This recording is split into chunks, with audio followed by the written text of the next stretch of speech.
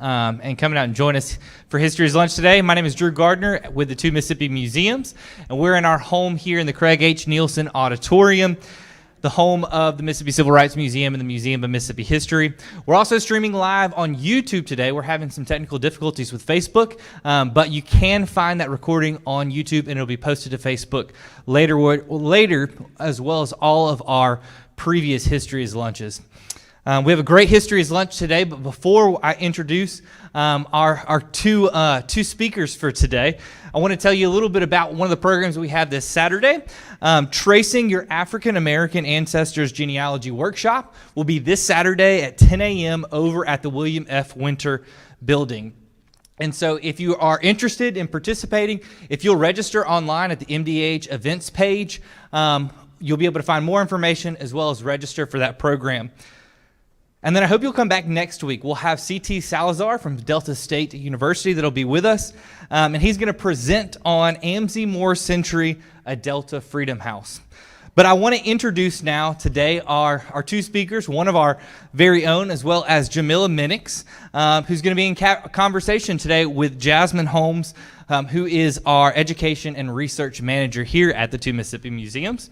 And they're going to discuss black settlements and Jamila's latest novel, Moonrise over New Jessup. Jamila is a graduate of the University of Michigan and Howard University School of Law and the Georgetown University Law Center. Minnick's debut novel, Moonrise over New Jessup, won the Penn Bellwether Prize for Socially Engaged Fiction and the 2023 Southern Literary Review Book of the Year, as well as several other literary honors. Her work has been recognized by major media outlets and featured in publications like Plowshares, The Sun, and Craft. She's also received support from prestigious writing programs, including the Swanee Writers Conference and the Virginia Center for the Creative Arts. So without further ado, let's give a round of applause for our two guests, Jasmine Holmes and Jamila Minnicks.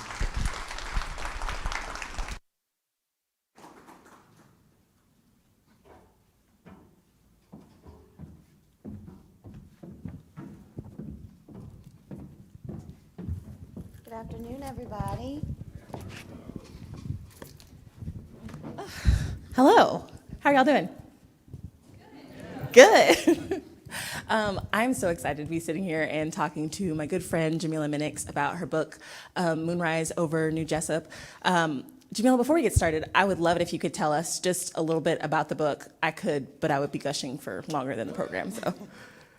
Well, I just want to say thank you all for inviting me today. This is such an incredible honor, and I'm really glad to have an opportunity to be here to introduce y'all to Alice. Even though my people are from Alabama, so hopefully I'll still get a good, nice, warm Mississippi welcome. So Moonrise over New Jessup follows the story of a woman named Alice Young who moves to an all-black settlement in Alabama called New Jessup, and she gets off the bus. And instead of really telling you too much about the plot, I would like an opportunity to just read to you a little bit about what Alice sees when she first gets off the bus from maybe a more rural area of the state. Is that okay? All right. Before stepping foot to pavement, I hovered in the doorway of the bus. To the left and the right, the avenue, the sidewalk, the storefronts extended to the horizon in either direction.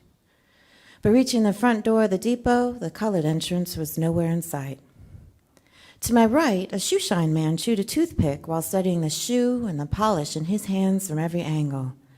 Behind me, from the bus window, the man urged me through the door, only the last thing I needed was to be arrested just for going through the front to buy a Coke.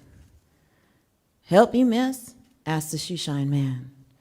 Till the words eased from his mouth, he'd done his level best to ignore me. With the weather-beaten hand-me-downs on my feet, it was no wonder why. "I'm looking for the colored entrance, please," I said to the pavement, not wanting to be pegged ignorant of city ways and where they hid the Negro doorways. "You won't find one of them here," he said. "Just walk in." "I'd prefer the colored entrance. Please," I insisted. He seemed an unusual man, perhaps a prankster of some sort, with the long limbs, triangular head, and bulging eyes of a chameleon. Just the sort to make trouble for folks and dart away. We ain't got one of them here, 'cause there ain't nothing but Negroes in this town, is what I'm telling you. Look around and see if you see any white folks other than these sorry few from the buses." He smirked and returned his attention to the shoe in his hand, satisfied he knew the lay of the land. A dark brown man sold bus tickets and answered questions inside, while two soldiers in army-issue khaki rushed past me, one with the deep mulberry skin of the ready harvest, and the other, my same sun-gold cinnamon with dark freckles on his cheeks, who placed a hand to his peaked cap.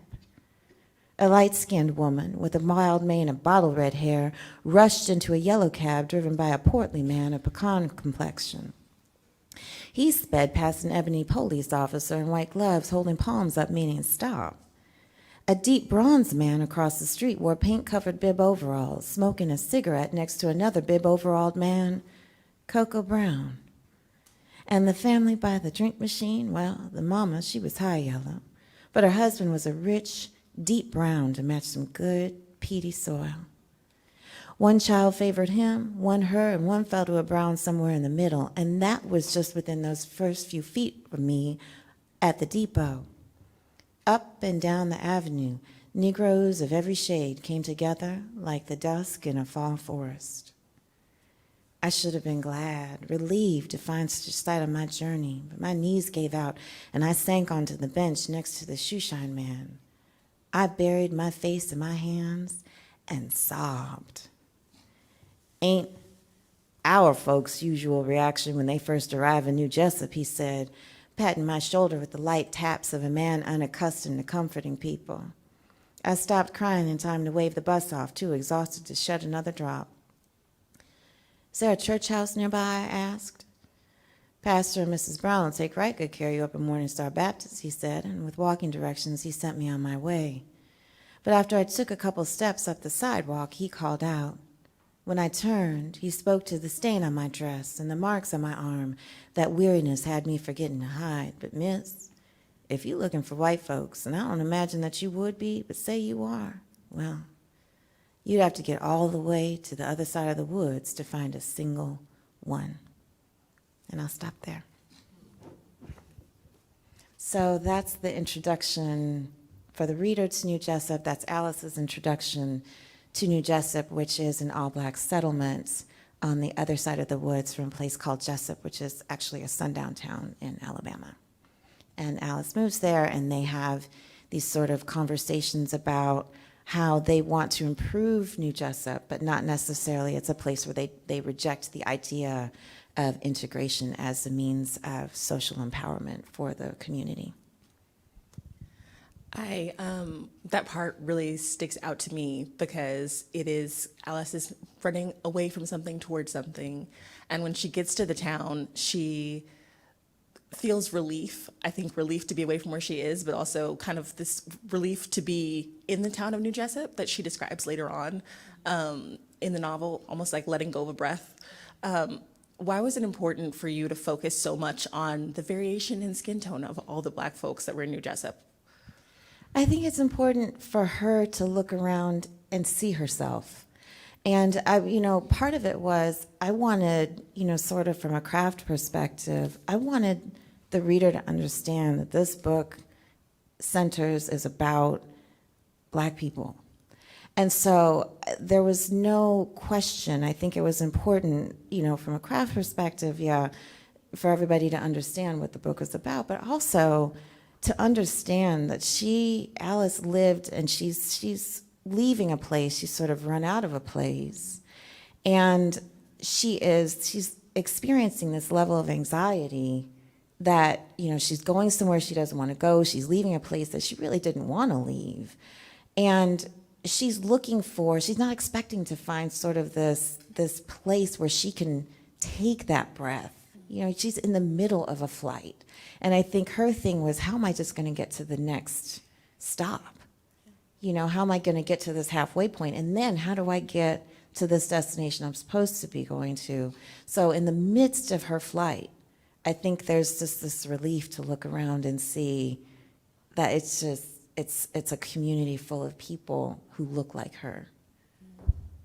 That reminds me of the way that so many civil rights activists found respite in Mound Bayou. It even being a place where that kind of helped raise Medgar Evers to what he eventually became. T.R.M. Howard being such an important figure in the civil rights movement and in Mound Bayou, and visiting Alabama and impacting Rosa Parks. And I just always think of Mound Bayou as this hub for activity in Jackson, a hub for civil rights activity. New Jessup is not like that. New Jessup is a different kind of respite and a different kind of rest. As you were deciding what New Jessup was going to be like, you mentioned Mound Bayou, like in the first little bit of the book. But as you were deciding, what made you decide that New Jessup was going to be a different type of sanctuary than Mound Bayou? I think we have to give space for, the 1,200 Black towns and settlements that we've had in this country. And I think every one is going to have its own unique identities, sensibilities.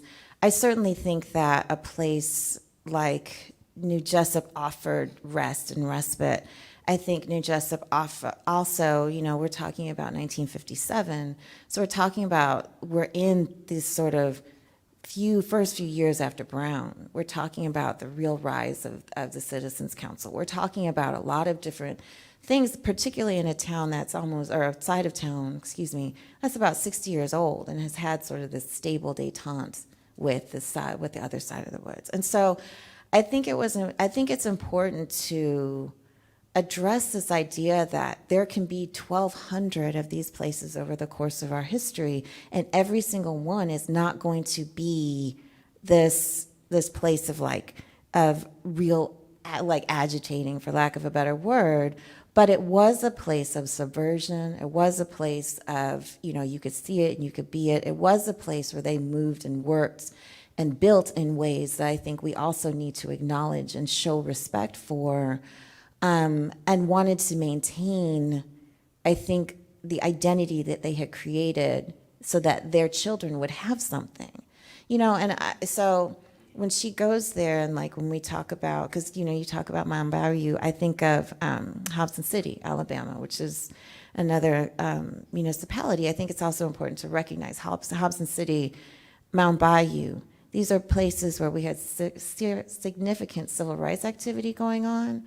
They were also significant stops on the Chitlin Circuit. So we also had this great arts community. We also had all these different things going on in these communities. And I think it's important to recognize that we shared some of those things, but maybe not the political sensibilities and things like that too. Yeah, I love that. And I love I love the point that you brought out about the fact that New Jessup still is a respite and still is a place of safety. And so I want to read this next question so I get the words exactly right. But Alice describes her life before New Jessup as, and this is from the book, navigating a world of invisible lines and unwritten rules just to stay alive. How does New Jessup serve as a form of liberation for her? I think when you think about the way that Alice was operating when she was living in Rensselaer, this place that's a fictional town in Alabama, she was operating in a space where segregation was absolutely the law, right? And even in those spaces, I think a lot of times the lines felt invisible because maybe sometimes we didn't know the law, or but we knew the custom. And so while we may not know exactly what the fine was or exactly what this was, we knew that there was a custom that was going to get us in a lot of trouble. Arrested, harassed, killed, any number of things just for breaking this particular custom, even if it was on the books or not. And so I think when you're navigating in that kind of space, there's this constant anxiety about making a wrong step, saying a wrong thing, looking the wrong person in the eye. And when you get to New Jessup, and she's able to sort of let that anxiety out, she can then move in a different way. Now, that's not to say that New Jessup is perfect, right? I mean, there's certainly classism, colorism, all sorts of other things that she encounters in the book. And there is, among Black people, there is anti-Blackness, and we do have problems in our own community with white supremacy and anti-Blackness. But I think that the difference is she's navigating that among people who look like her. And I think that that in and of itself is something that gives her a certain level of, okay, I know who you are, I know what you're dealing with, I know, but there's, if I cross this lady and she thinks that I'm lower class than her, I don't go to jail for that, right? And so I think it's really important to recognize that those unwritten rules or written rules or unknown laws and whatever still can create this significant anxiety. And this level of exhaustion. Yeah. Yeah, that you can just kind of feel her just in that first scene. It's so overwhelming for her to just be where she is at that moment with those people, and you really feel it from the page. So you brought up the fact that Mound Bayou was an incorporated town, a municipality, and New Jessup is not. What made you make that decision for New Jessup, and kind of how does that relate to the other 1,200 Black settlements that existed? Was that my words are not coming? Because I'm just like, okay. wait a minute. It's okay. Was that common for them not to be incorporated? Was incorporation the rule or the exception to the rule? I think incorporation is definitely the exception to the rule. I think Mound Bayou and what y'all did in Mississippi is something that deserves to be lauded and respected, because it took a lot of organization. You're working with laws that, shift as the sands change, you know what I'm saying? So I think incorporation is something that was a New Jessup. It's what they wanted in New Jessup. Ultimately, the young people were advocating for it. But there's a lot of red tape. I mean, and then you have the red tape that's just for any area. But then you also have sort of these hurdles, these invisible hurdles for creating a space of your own. But you do have places, I mean, like Africatown in Alabama, in Mobile is a perfect example of an unincorporated Black settlement where they had their own government. Now that government was more shaped after sort of the African, like their indigenous ways that they lived in Africa. But you have all of these different settlements. I mean, you had places in Kansas. You had like 500 in Texas alone and like a whole bunch in Oklahoma. So I think this idea that incorporation gave these places legitimacy, I think that's important to understand just what it meant. You get your own city council, you have control of your own purse, you have control of your own police. I mean, those are really major wins for a community.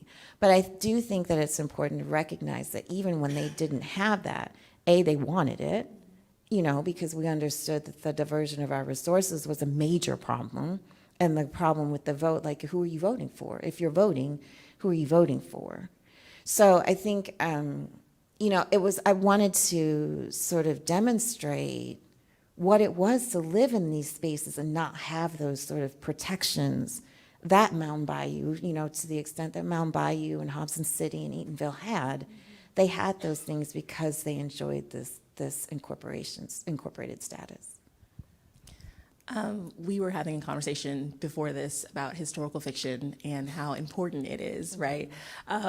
Could you talk to us a little bit about, we're here at History's Lunch, we're here at the 2 Mississippi Museums, and, we're part of the Mississippi Department of Archives and History, so we're all a bunch of highbrow historians, of course. Yes.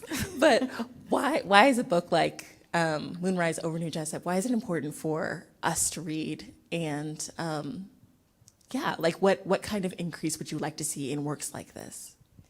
I think, we talked a little bit about this yesterday. I think it's really our history, and the preservation of our history is something that only broadens my imagination. And one of the things that I am seeing, unfortunately, I think right now, is that there is a real narrowing of imagination for what's possible in a space where people want to be free. And I think part of that is just people, we're being influenced everywhere we turn, and everybody's sort of in this space where it's like you've got 12,000 people telling you what to think. But I think it's also that we don't know our history. And so we don't know, to the point yesterday we talked about love letters, World War II love letters. And, I'm talking to these students yesterday about World War II love letters, and they're looking at me like, oh, the love letters are going to be really dry and whatever. And we're not really interested in it because it's a bunch of heretofore and whatever. And I was like, you all do understand. These people were your age one time, and they were writing some pretty spicy letters to each other. I mean, they were your age. So, I mean, they think they're listening to rap music and that this is the first time that people have even thought this way about one another. And I'm thinking, if you all would look at the archives, if you all would do some research and try to track down some World War II love letters, you'd probably be pretty shocked at what you find. But I think because people don't know the history, we're taught this very reduced version of a time period. And so then what happens is we think that every adversity that we face today is something new under the sun, and is not. But we also think that there's no remedy. We have no imagination. We can't cultivate sort of the sensibility of what we have inside. I have a really great imagination, but without my history, I'm not nearly the writer that I am. And I think it's important because then we're bringing this history forward and we're preserving things that happened 50, 80, 100, 200, 300, 400 years ago so that that history continues to move forward. So it feels very much like our history is necessary. I mean, from my imagination, from a Sankofa perspective, I think it's really, really important for us to try to find ways to marry, particularly in Black historical fiction, to really lean on, on the history and the lesser known history that we have. Speaking of the history that you wove into New Jessup, I just kept thinking about Alice's father and his experience in the mines. And it was so clear to me that you had spent a lot of time in the archive and a lot of time studying because of your portrayal of just his life and his experience as a young boy. Could you talk a little bit about him and kind of the research you did to help form him as a character? Yeah, so Alice's father was, when he was 9 years old, and I'm not spoiling anything to tell anybody, when he was 9 years old, he was arrested for truancy, and the Black codes made certain things like truancy for particularly Black people illegal. So what would happen is he was taken away from his family, and he was arrested and then put into a prison leasing situation. He was sold to a mine. At the time, around the time that he was sold, there was a mine accident in Birmingham. And if anybody, I don't know if there are anybody in here who worked in a mine or, but, one of the great things about a child in a mine is that they're small and they can get all the little last bits of coal out.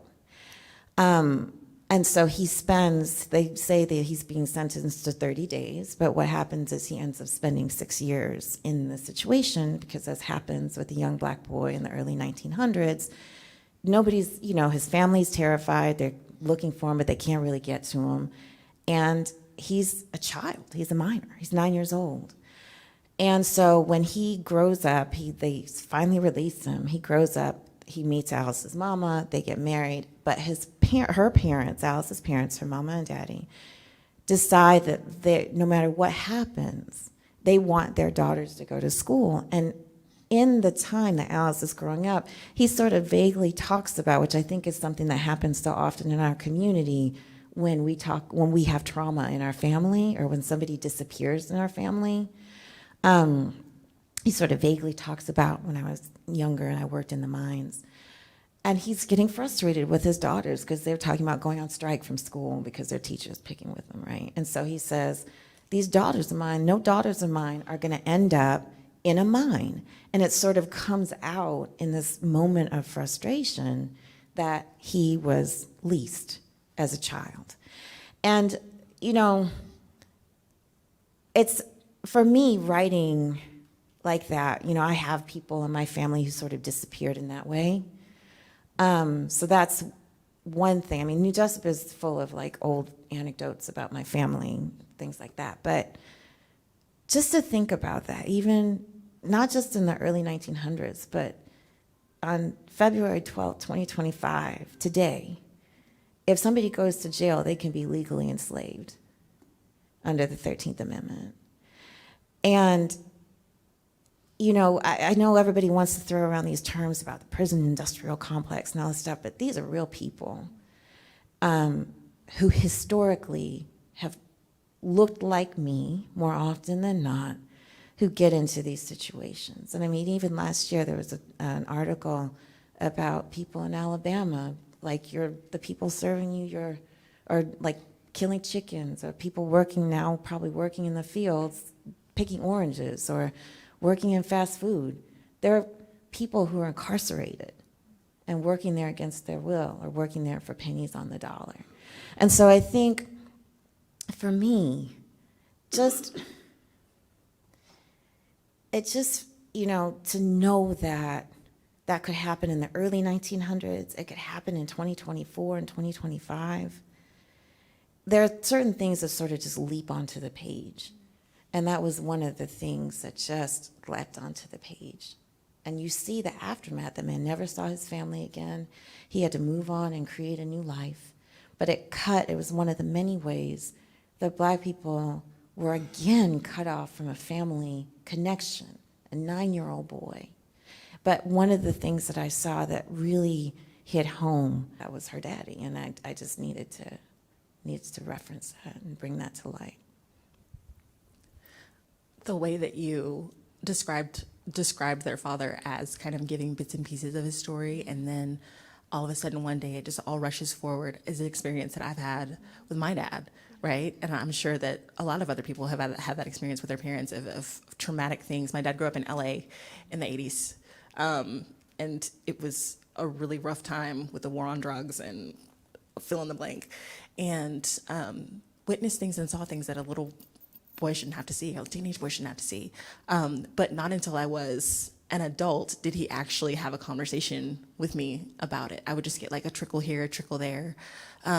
Was that kind of born out of your own experience, the way that their father related to them, of getting kind of a trickle here, trickle there, and then big gusher story here, big gusher story there? Or was your family more, I'm gonna sit you down and we're gonna talk about this? No. My family, they'll sit you down and talk, but I mean, they're tell stories about any number of things. But, you know, my own father was a man who graduated from college, and he served, because he was in ROTC, he went and he served his 3 years. Then for 8 years, after he should have been, he should have left the military, nobody knew where the man went. He was gone, and to say 8 years is not, I don't think, it's not impactful enough, because you have to think about this. 8 Christmases, 8 birthdays, 8 Easters, 8 harvest festivals, 8 everything. My daddy was nowhere to be found. And he turns up at his family farm with my mama on his arm, a muscle car, and a job at IBM. And they were like, where have you been, right? My daddy died in 2012. Not a single one of us knows where he was at 8 years. I mean, it happens. And then when I talked to my cousins when they were reading, you know, like I said, I wrote this because I'm the baby cousin on my mama's side. I wanted to write this because everybody's got a slightly different version of family stories, and I wanted mine to be in a book. So that's why I wrote this book. And so when I wrote it and I gave it to my cousins to read, they said, well, how did you know about Uncle so-and-so? How did you know about Uncle so-and-so? And all of these men, mostly men, were people who had disappeared from our family, never to be heard from again. Never to be heard from again. So I think, you know, or like one of my auntie was like, oh yeah, that reminds me of the time they burned our store down. And I'm like, what? And this is at her 92nd birthday. Nobody had heard that story. None of the people in my generation. And so, you know, for at least, and I can only speak for my family, I think for my family, the rule is sort of, we understand how life works in this country for us. But we also, the flip side of that is my family always made an effort to let us know that the way that people view us is not who we are, that we are children of God, and that we deserve to be treated as such. And anybody who doesn't, that's not an us problem. But we also have to be mindful of the impacts of the way that we walk in this world and the ways that we occupy space, because that stuff did happen.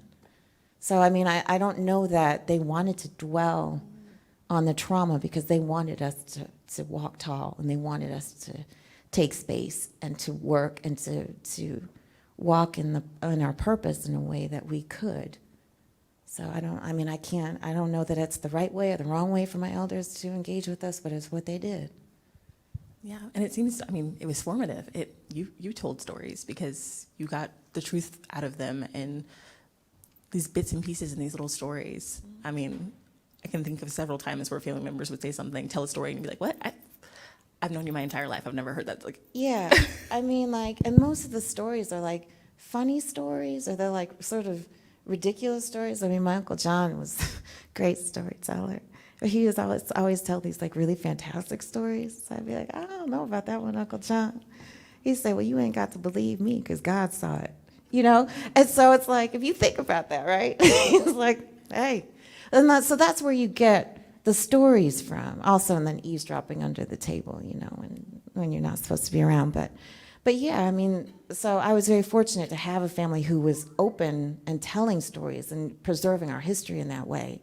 But as far as like a lot of the trauma, I think, you know, they would talk about like escapes and sort of ways that they did things, but it was like this cunning and this sort of sly ways that they operated in spaces that could have really been dangerous for them. And then they turn it, I think a lot of times Black people turn things into that as humor, as a way to address our trauma. for sure, for sure. So when I read Moonrise over New Jessup the second time, one of the things that really stood out to me was the way that Alice was able to, the way that she related to her own story. Like, Alice never told her story in exact detail in the book, and you found out every single little thing that happened to her. And so what you're saying is resonating with the character of Alice and the way that she kind of protected those parts of her life and didn't just reveal them all at once. And I got the feeling that there were a lot of people who, of course, born and raised in New Jessup, but I'm sure everybody who came there kind of had a story that they didn't forget, but weren't always just sharing really openly. Yeah, I mean, I think it's important to recognize that, like, people would come to places like Nicodemus, Kansas, and Nicodemus always has a place in my heart because of the advertisements they would put in the to attract like newly emancipated people and sort of people to come to Nicodemus. And at first you see these advertisements, they say, come here, it's Kansas, we're expanding out west, it's a place to milk and honey, all these things. And then as you start to see like people getting sick or like the land is hard to work, you start to see the advertisements shift. And I exaggerate a little bit, but they sort of shift into, don't come here and bring your sickly children. You have to have a strong back to come. Like, you see sort of this mounting frustration because it's hard, right? And so I think for New Jessup, everybody at some point was a transplant to there. And I think when you have this place that is a continual, I don't want to call it a way station, but it's a place where I think people understood to be a place where somebody may have passed through here. Somebody may have come here and tried to stay a while, particularly they have a bus station in 1957. So I think it's important to recognize that Alice is not the only person in the world who would have felt that way getting off that bus. Then you have people like a transplant like Simeon who just comes in and thinks he wants to take over, you know, and thinks he knows the best way for everybody. And so, you know, it's interesting because you do get the sort of generational, like, old heads, the sons and daughters of the founders who have the generation who has a very particular idea of New Jessup. Then you have the grandchildren of the founders who have another way of thinking of things. And then you have these sort of transplants coming in from all over the state and then later on all over the country. So it becomes this sort of, I don't want to call it a found community, but it's a constantly changing community in a certain sense, because you start to see new people. And I think with these communities over generations, you start, even in Africatown, which was all the Africans from the Clotilda at first, started to get more Black Americans from all over. So you see that influence in the space. This is not a question that we went over, but our time is kind of running down, and I was so impacted by this conversation that we had yesterday about Alabama and Mississippi and the way that people characterize Alabama and Mississippi. I'm from Texas, and I have had several Mississippians tell me that I can't say that I'm Mississippian, even though I've been here for 8 years. But I went home for my uncle's funeral, and I was talking to my family about Mississippi, and they're like, "Oh, you're not leaving? Like you like it?" I'm like, "I love it here. It's home." And they're like, "Oh, I could never live in Mississippi." Like, the only difference between Mississippi and Texas is that Texas has better PR. Like, you're believing your own hype right now. Right, exactly. But that's kind of how everybody characterizes Mississippi, Alabama, the Deep South. Talk to us about what Alabama means to you and how important Alabama is to you. You know, Alabama, I have what I call two real homes in this world, in the span of eternity.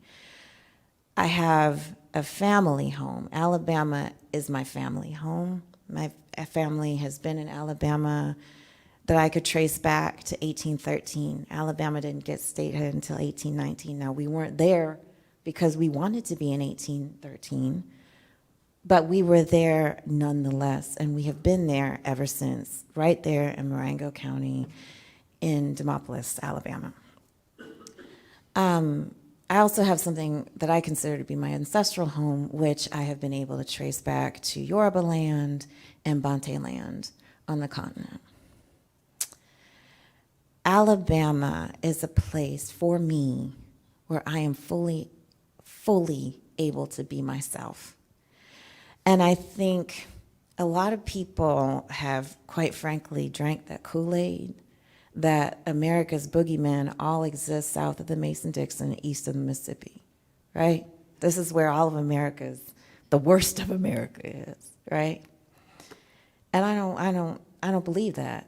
I think a lot of work has been done by narratives. I think stories are very powerful and tell a story about, and I talk about Alabama, I love Mississippi too. Y'all don't get mad at me because I'm just talking about Alabama, but that's my home. That's where my family is. That's where my family's blood has been for hundreds of years. It's where we hunt. It's where we raise our food. It's where we get together. That is my home. And so, when Northerners come and they'll say something like, I got this from my mama. Somebody would say, well, you're in Minneapolis or Chicago or New York or somewhere, and they say, well, it's just better up here. It's just better here.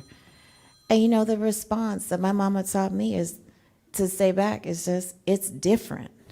America is a place of challenge for Black people. I don't care where you live. But I really think, and I really, really get angry when I read books where they are set in the Deep South and their shorthand for this is a book about racial trauma and terror is that, I just need to put it in Alabama, and then I do that work. Because what it does is it gives a path to all of the places where these people are from, and like writing from New York about Alabama, writing from Chicago about Alabama, writing from LA about Alabama, and it gives these other places a pass because this work, these narratives, make it seem like the only big boogeymen in the United States live here. And that's not true. But more on the other side of that coin, they make it so that these places are not allowed to be home for people who look like me. And I take that very seriously and very personally because I love it here. And if you're not, I don't care what people tell me, you are not going to convince me that Black people do not belong on Southern soil. And you are not going to convince me that Black people cannot love Southern soil. You're not going to take it from me, and I'm going to holler it until my last breath. You just can't do it. And so when I write books like this, I want us to get back to the imagining and start to expand our imagination for what's possible, to recognize the ills that exist in this soil and that exist in Wisconsin and the ills that exist everywhere, but also to understand that we plant ourselves here and we can grow right here. So yeah. Co-sign everything you said, but about Mississippi. I do. I love it here, y'all. I was telling him earlier, if you all have me back tomorrow, I'll come back tomorrow. I grew up writing about Mississippi. I'm from Texas, had never been to Mississippi until I started dating my husband, but because of Mildred D. Taylor, all of my stories took place in Mississippi, and I always had a kind of a, I don't know, just like an affection for this place. I mean, think about all of the literary giants that came out of Mississippi. Think about the blues came out of Mississippi. Like I even say, I say the blues came out of Mississippi, and I get chill bumps thinking about that. Like the blues came out of this very place. And so to say that we shouldn't want to be here, we shouldn't love it here, why not? Why not?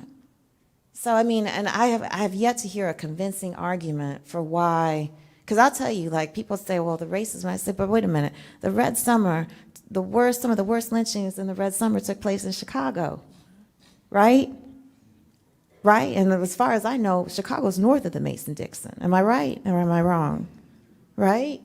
So when I look at, like, Philando Castile, that was in Minneapolis. So I just, I really take issue with this limited imagination, this limited narrative, this sort of placing of all of America's evils and ills on the Deep South. It's just, I think that is a really limited way of looking at the progress that we are capable of making by just saying, oh, that's them over there. That's just them down there, right? Mm-hmm. And in fact, I remember when I was writing New Jessup, and it was right before the 2020 election, and this TV pundit, she said, well, it's Georgia, and if Georgia doesn't turn blue, just let them secede. And I said, you can make it seem like everybody in Georgia has one thought because of a color of the rainbow. And they don't. I know people in my family whose diversity of thought is every color of the rainbow. So for me, just to say, we're just gonna let Georgia secede, literally that's the idea. We're just gonna get rid of Georgia and then we can just say Georgia's the boogeyman, it's the devil, and we're just gonna get rid of it. What about all the people in Georgia who actually voted the way you did or had, questions or whatever the case may be? I mean, I think we have a lot of work to do in this country, but I know for a fact in my heart, in my bones, and in my soul that all of the problems in this country are not the South's fault. And I will say that every day until my last breath. We like to hear you say it, so. All right, guys, we have about 15 minutes left. Does anybody have any questions for Jamila?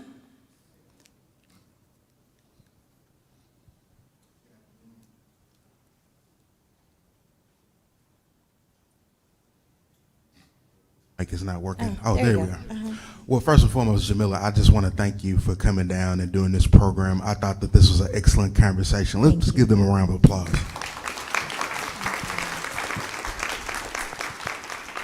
Just a quick announcement. I'd be remiss if I didn't mention, we've been talking about Mount Bayou a lot. A lot of this audience knows or knew Dr. Matthew Holden, who recently passed away. His funeral is actually going to take place tomorrow at 1. At St. Christopher's Episcopal. So I just wanted to make that announcement.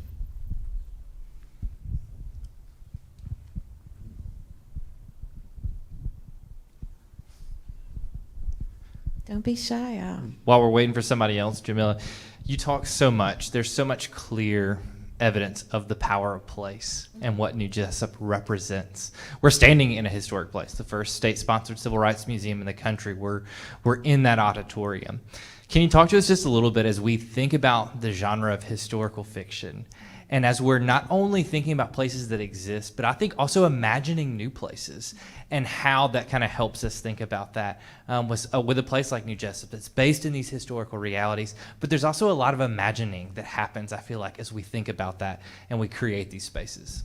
You know, the thing about imagination that I sort of tried to touch on yesterday is so much of New Jessup does come from what we had in these spaces. I mean, in thinking of sort of like, for instance, sort of the economic building of New Jessup, that's really founded on Greenwood and thinking about the theaters and the restaurants and things like that.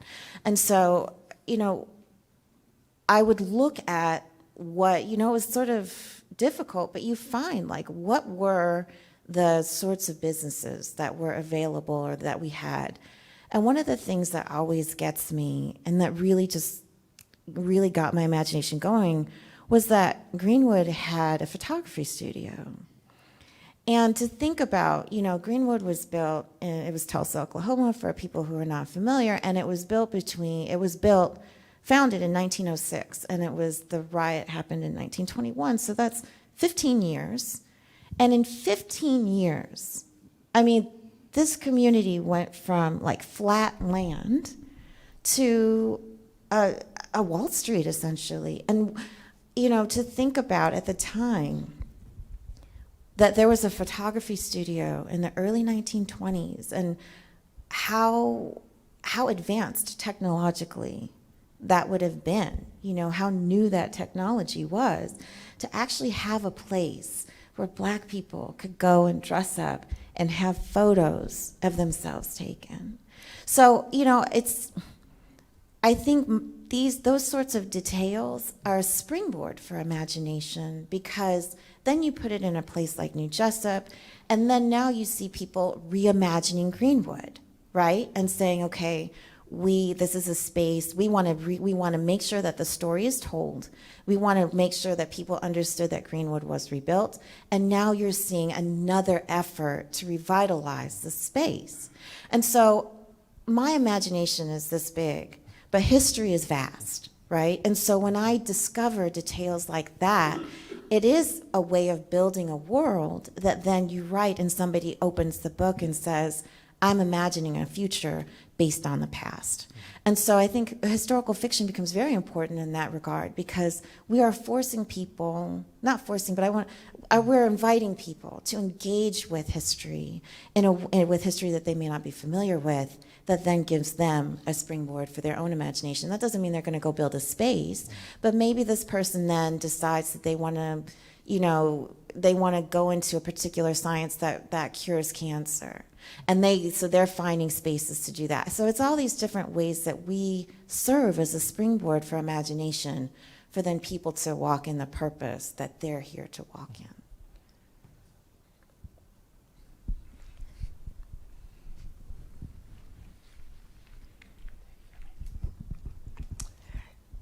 Thank you. I was wondering, you made a comment about adversity. The adversity we face today is that some people think is new, but it's not. Yes. And I was wondering, when you were writing this, who was your targeted audience? Because I'm thinking that maybe people after the baby boomers might be, because baby boomers lived through what you're talking about, and the adversity of today, especially after our election, and what the fear that some people are having about this administration, that the uncertainty that is put in some people's minds. Is that what you're talking about? I think that's certainly, yes, ma'am, and thank you for that question. I think It's certainly fair. I'm seeing a lot of people who are feeling anxious, to say the least.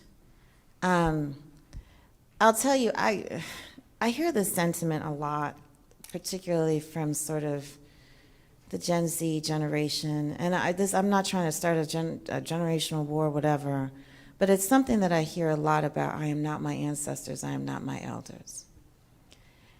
And I'm looking at folks right now and saying, you know what, you're right. Because my ancestors and my elders, many of whom I am very fortunate to still have alive, have been here before in some way.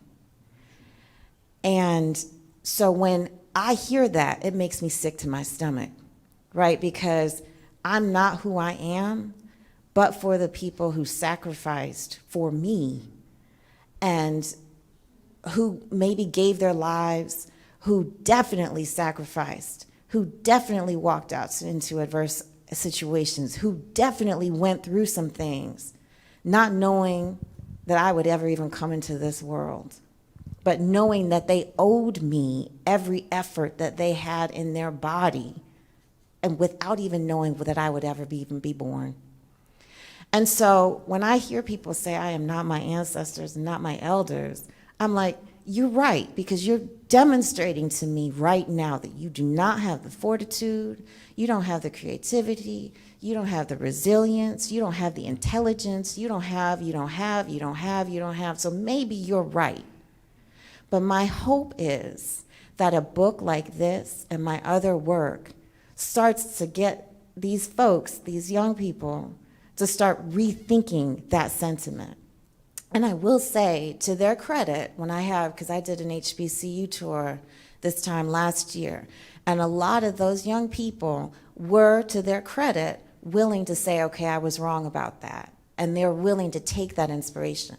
I will say that when I talked to my elders about this book, this book is full of anecdotes, it's full of conversations that I've had with my elders. I don't know how many peas and beans I snapped trying to just get stories, right? I went through attics with people where they just had a newspaper article from like the 40s that they were looking for. The article's been gone, but the memory is there. And so this is also full of stories and history from my own people.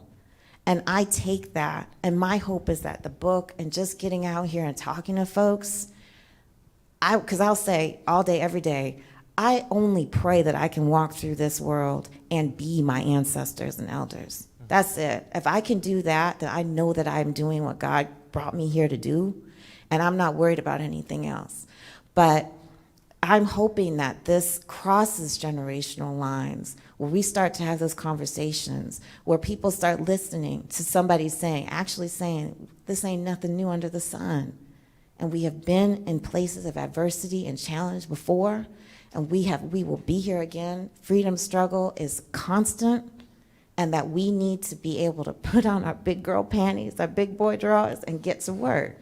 You know, I'm sorry, that's my mom used to say that. So, but we need to make sure that we are fortified and continuing to move forward. Yes, ma'am. Thank you for that question. Thank you for your presentation. From the point of view of a writer, do you think that historical fiction can be accidentally written as people tell stories as you have? Say I want to write a story about the person who was the superintendent of my Sunday school for my entire lifetime.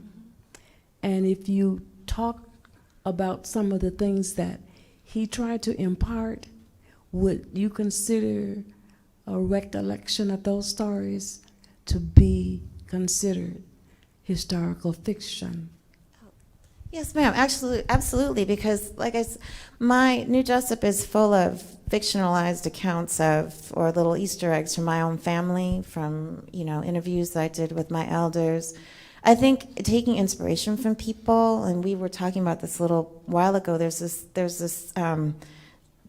idea of something called critical fabulation, which is what you take like really concrete, real historical facts. But then because we don't have the rest of the encounter, whatever happened, we have to fill in the facts. And so that filling in is the fiction part. It's the, letting history inform how you write about the encounter, the space.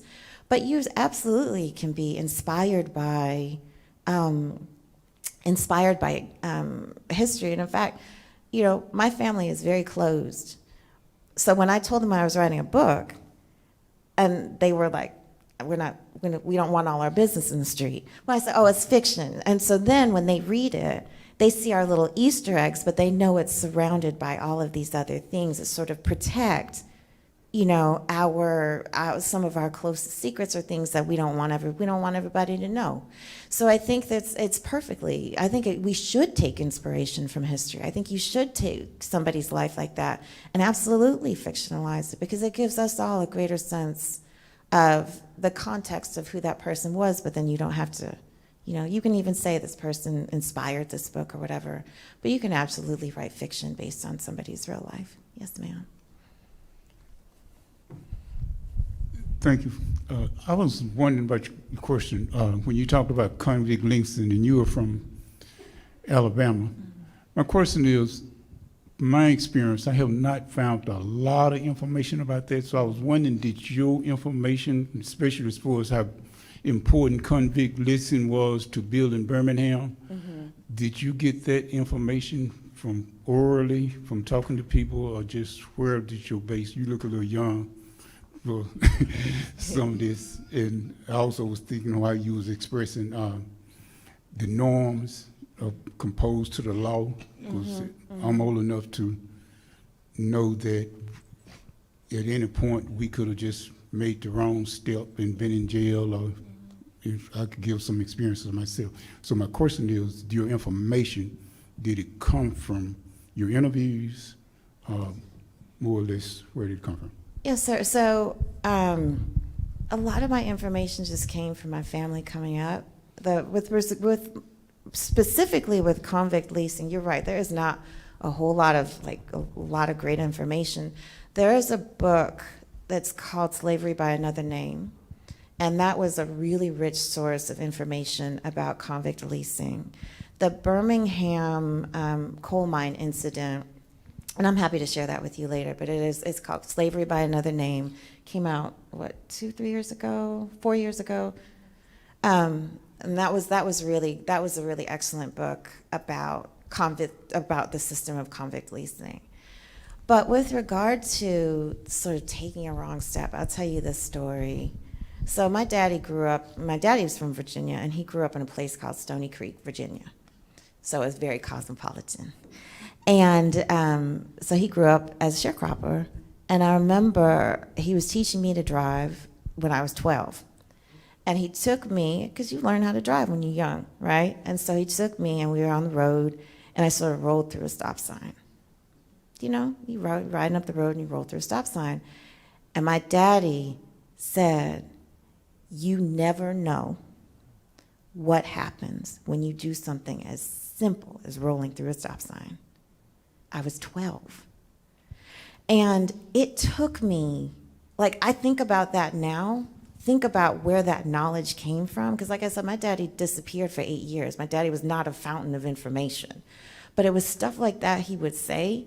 And even now I get chill bumps thinking about how he learned that lesson. You know what I'm saying?